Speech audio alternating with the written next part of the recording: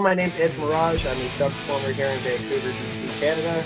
And I've just been interviewed by Mr. Keith Andrew. And if you get a chance, you got to get interviewed by this guy because he's really good at what he does. And he's got an amazing network going on. Big shout out to the city of New York, the state of New York. And you want to always keep your head up, never give up. Keep tuned on the next episode. Okay?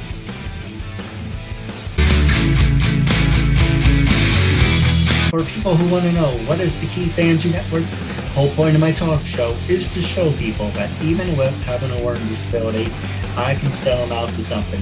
At the same time, I'm able to turn myself into an example for people out there dealing with any types of learning disabilities and disabilities to never give up and prove people wrong. Prove to them that labels do not dictate who you are and who you're going to be. Prove them and get them out to something. That being said, it's going to be a half hour of your time, 26 minutes, half hour max. So the first question I'm going to ask you is, who inspired you to start your career, and what can you tell us about it? That's a good question. Who started the career? What inspired it? And can I tell you about it? It all boils down to my grandma. She was like my hero in my life. She was always there. She was a huge fan of Chuck Norris. She watched Walker, Texas Ranger, all the movies under the sun that was Chuck Norris. And when I was a kid, I loved Ninja Turtles. So I'd always be in the corner playing with my Ninja Turtles and doing all sorts of what kids do. And then I'd look over and I found at a young age, that was the time when I really started to understand connection, like human connection and emotional connection. Because my grandma and I, that's what brought us together. So when that happened, I realized, one thing led to another. Eventually I signed up to martial arts classes. She loved Taekwondo. And then before you know it, I was deep into a career of competitive martial arts and then performance martial arts.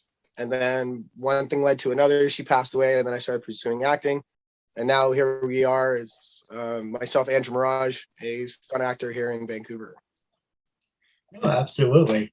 Now, do you ever cross it? I want to ask you, is what were some of your career highlights? Some of the career highlights. I've been struggling to get an agent forever. I've gone to 3 different cities, and I'm still pursuing, and all I hear is no, and all I get is no, and that's not going to stop me. So one thing I would like to say about my career highlights is when you look at the resume, all of that was done with no agent. So I worked for Star Wars in Toronto. I worked for Star Wars in Vancouver. I've done a boatload of commercials from Moosehead to Coors Light.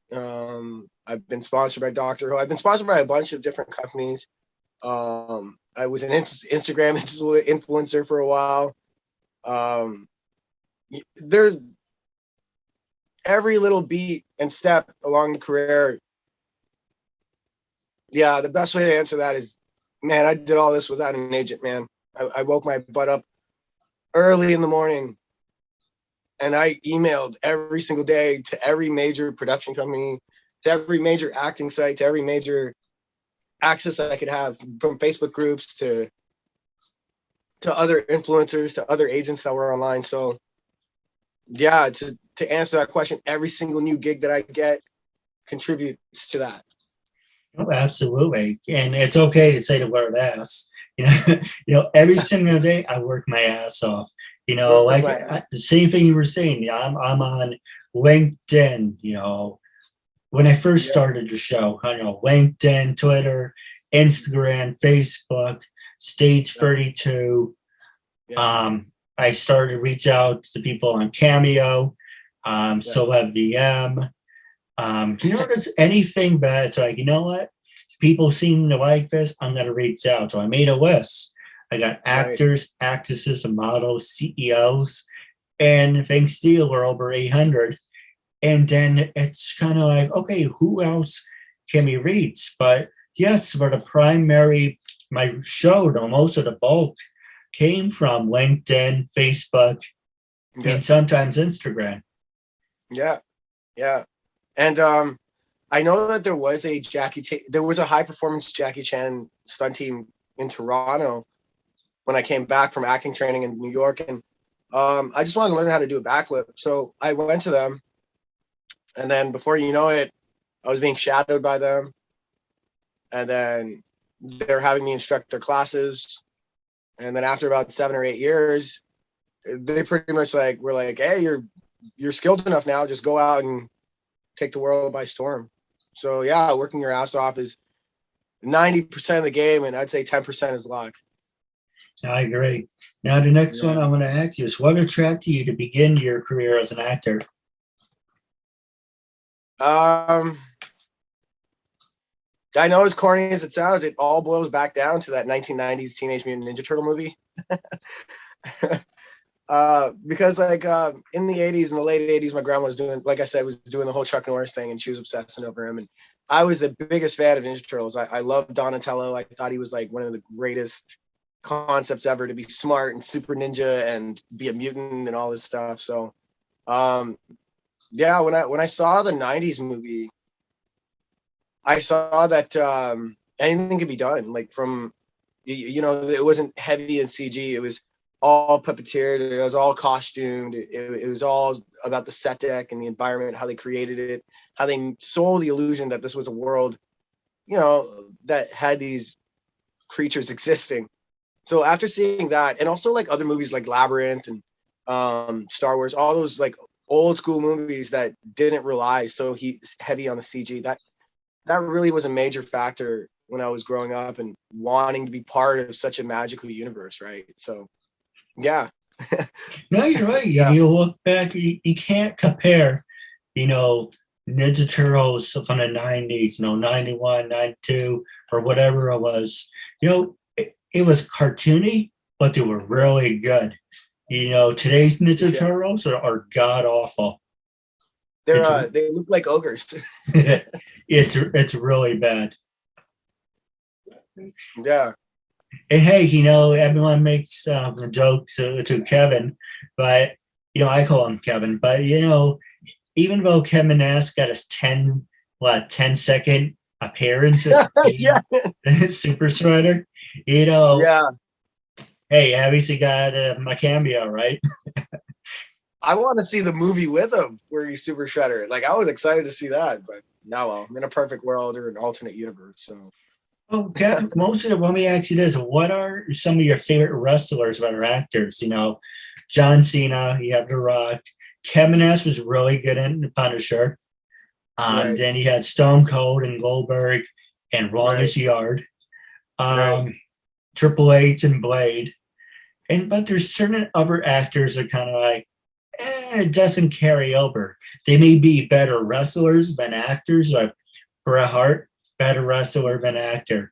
Roddy Piper, better actor than wrestler. So there's some people that can make a transition to do both, but there's some that can do things much better than the other. Right.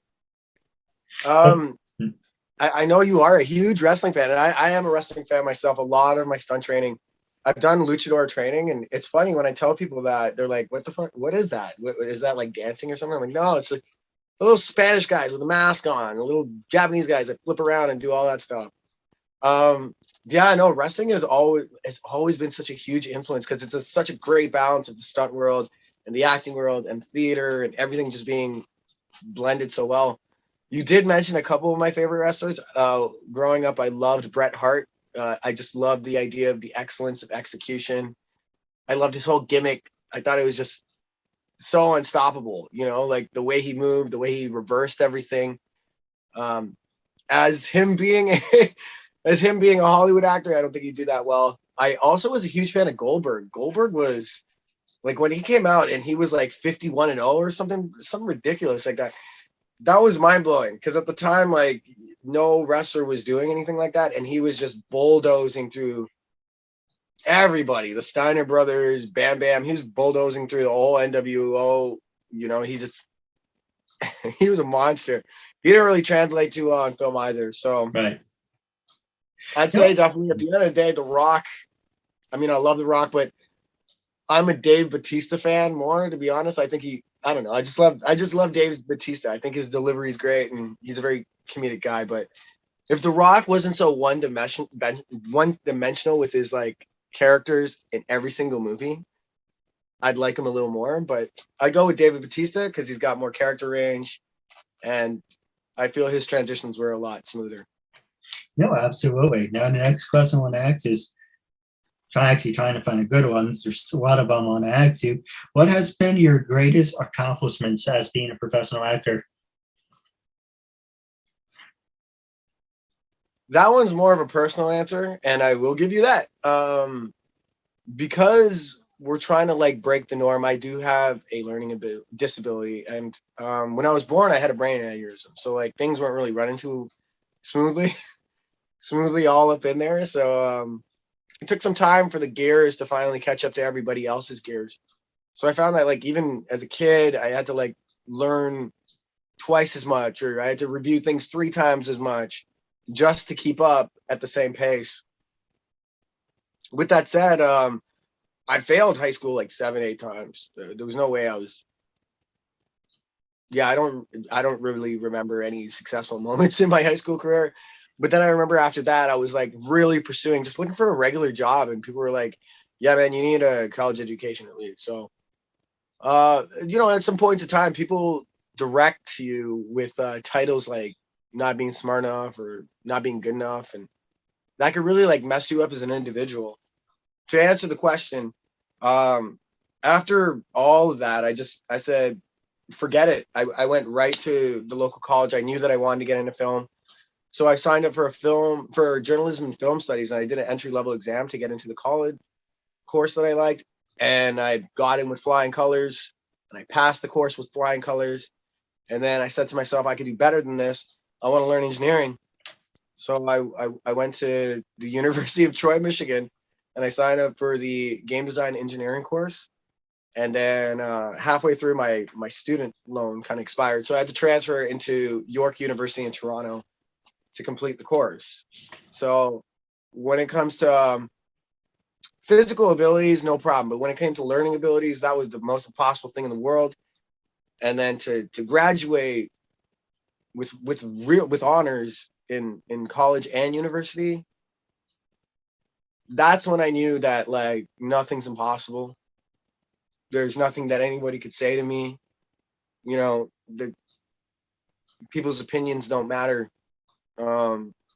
Just because somebody says that you aren't good enough for something doesn't mean that their opinion is the world, and that everybody has a different way of approaching things. We all have goals and accomplishments that we want to have and dreams, and it's really messed up when somebody's opinion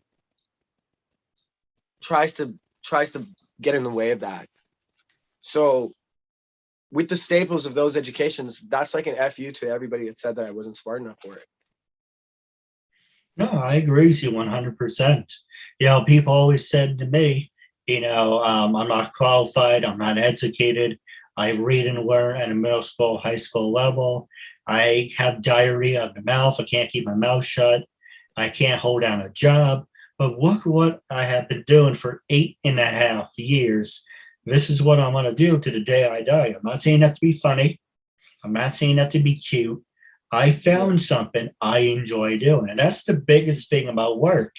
Once you get this mindset of it's work, you're going to start hating it. And then you're going to start resenting it.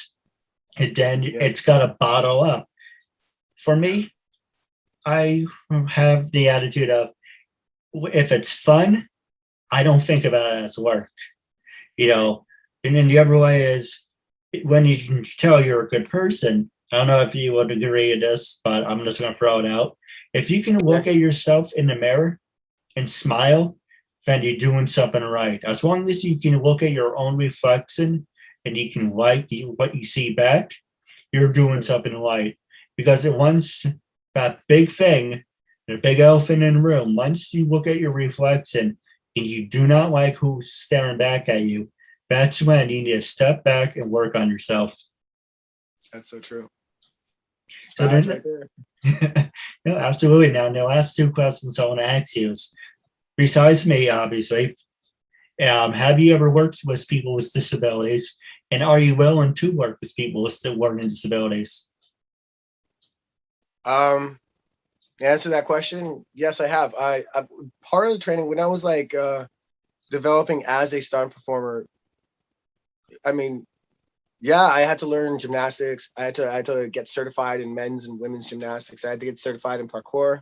I had to get certified in martial arts like XMA, extreme tricks, and falls. And uh, as I was going through my journey through the gyms and coaching people, there's always people that had learning abilities, learning disabilities. There's always people that always had physical disabilities. And as a coach, you're always challenged to adapt, and you're always challenged to be more understanding and be more patient, and always try to approach the situation with an open mind and a very open heart, and um, really put yourself in the shoes of that individual who really wants to accomplish all these movements, and just wants a little bit of fulfillment out of the experience. So yeah, every time I coach somebody that's got those things going on for them, I feel like I'm now like in the same world, if that makes sense. Oh, I agree with you. And now for you would we were talking off the air about toxic people. For a perfect example, if you ever had toxic people in your life, like this piece of paper, crumple it up and throw it away and wipe your hands.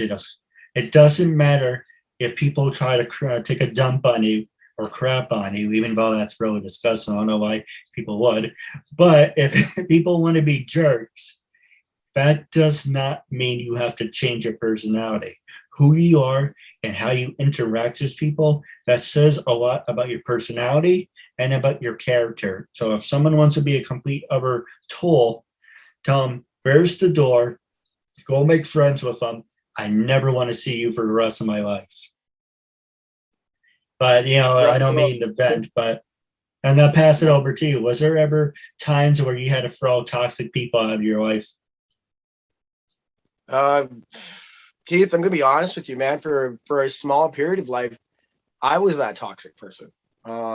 Between 14 and 21, I mean, sure, we all have our bad experiences as teenagers, but I was kind of a really bad kid. I kind of like steered in the direction of that, and it was a lifestyle that I'm glad that I got out of and I didn't get too deep into.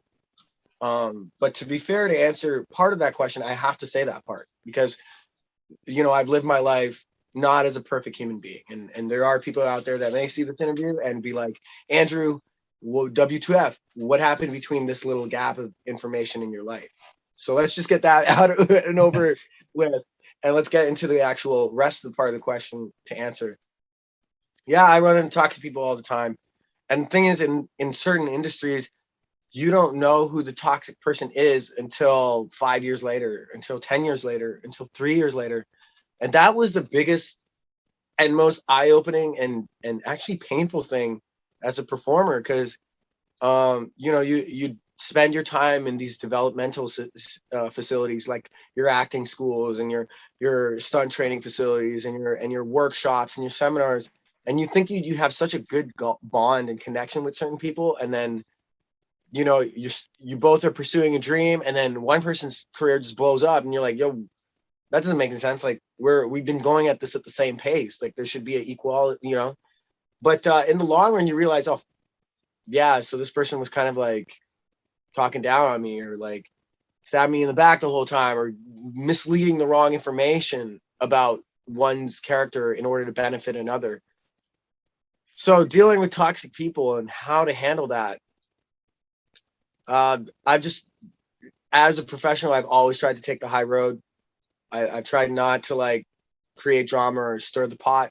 I just honestly just try to stay focused, because at the end of the day, if you aren't 100% about what you're doing and how you're going to take this over, then the whole, like once the game gets in your head, it consumes you, and once the people get in your life, then they poison you. So just like you said, I just try to like subtly slowly distance myself from them. And I try not to be too rude or abrasive, because at the end of the day, it's such a small business and such a small community. You'll end up working with these same people that were toxic or were abrasive to your own character or your own personality. So No, just you're the right. arm's length distance, right? It's like, let's CM Punk. Well, one before I get to CM Punk, do you like AEW? Sorry, do you? Yeah. CM Punk was awesome. I loved him. The reason I Straight edge. bring that up, not to Yeah, there was interrupt. actually. Go ahead. It's funny to mention him. During our training over here for stunts and everything, there was a point in time where we were like straight edge, no drinking, no smoking, just go super clean and become the best performer you can. But then after a while, you realize like I really need some love in my life. So you had to break the bond. True. I mean, I drink sometimes. I'm not like an alcoholic. I drink on special occasions, but I don't drink. I don't smoke. I don't do drugs. I am straight edge. I walk to the beat of my own drum, and that kind of rubs people the wrong way. But you know what? At the end of the day, I am who I am. You're going to accept the fact. That's how I carry myself, and some people will accept that. Some people will not. But yeah, you can't please everyone. But the reason I mentioned CM Punk is he's now on AEW. That's every Wednesday on TNT, 8 o'clock. He what? did it. No way. Actually, that will be in a little banner, right? Every Monday, Tuesday, Wednesday, I do like a wrestling banner. So today it's like Monday Night Raw. But the reason I bring up CM Punk is because he said he was in a toxic place, and you can't get better until you remove yourself from that toxic place. Right. And you can say that about anything. But the last question I want to ask you, I want you to be brutally honest. When I first messaged you about being a guest on my talk show, what made you say yes? How do you feel now? And what do you recommend it to other people? Hold on a second. So yeah, definitely so this interview was actually a lot more exciting than I thought. I thought it was gonna be like Oprah and like you're just like hitting me with cold hard questions. But no, this was a great experience. I'm always I'm an open book when it comes to the whole media world. I have a strong understanding of like the whole journalist approach and social media and influencers and all the people I hang out with, and it's always exciting to try a new aspect of the media industry and be involved in it. And I feel more people need to open up. A lot of people have so much to say, but it feels like they aren't being heard. And that's really a big thing. Like we're in the most depressed state in our society right now since the Great Depression, and a lot of that is because people don't just have somebody to sit down and talk to. Like this has been a very therapeutic experience. I'm not just saying that to just toot my own horn, like big you up or anything, but it's very important that people get things off of their chest. Like when you asked me that first question, what was the reason for all this? And I told you the whole Ninja Turtle thing with my grandma, like a lot of people in my life don't know that, you know what I mean? I could go way more in depth, but maybe that's for another interview, but Right. no, but it's good. People need to get things off their chest, and people need to communicate to the world, and the world wouldn't understand your journey and wouldn't understand your struggles and your successes if they don't see everything documented. And being in the film industry and the game design industry and all these media industries, it's hard to do that with all these NDAs. You can't let people know what your heart's really going through if you're being disclosed about information all the time. So it's really fulfilling to have an interview like this, and it helps a lot. So yeah, this was an absolute pleasure, and I loved it. It was great. No, I appreciate it. I do have a couple questions for you off the air, but wrapping up, sorry, I had a brain fart. I'm so preoccupied, so I have to fix my list of what I've been doing. When you take one episode out and you replace with something else, it's like a domino effect. So I have ADD. It's kind of like, okay, do the interview, but then I'm thinking in the back of my head, I really need to pull this out because it's really a pain in the ass. But anyway, I can imagine. Oh boy. I do have a couple questions for you off the air, but our viewers out there, on the bottom of the screen are our Instagram names. Make sure to follow and support both of us. Make sure if you're watching on YouTube right now, if you're watching on YouTube right now, hit the notification icon, be notified. Brand new episodes are up and ready. If you're watching on Facebook, hit that like icon, leave a comment. Leave comments on the bottom of the screens for both Facebook and YouTube so we get to interact with them. Wrapping up your interview segment, it was an honor and privilege having me as a guest. I really appreciate you taking the time. And until we meet again,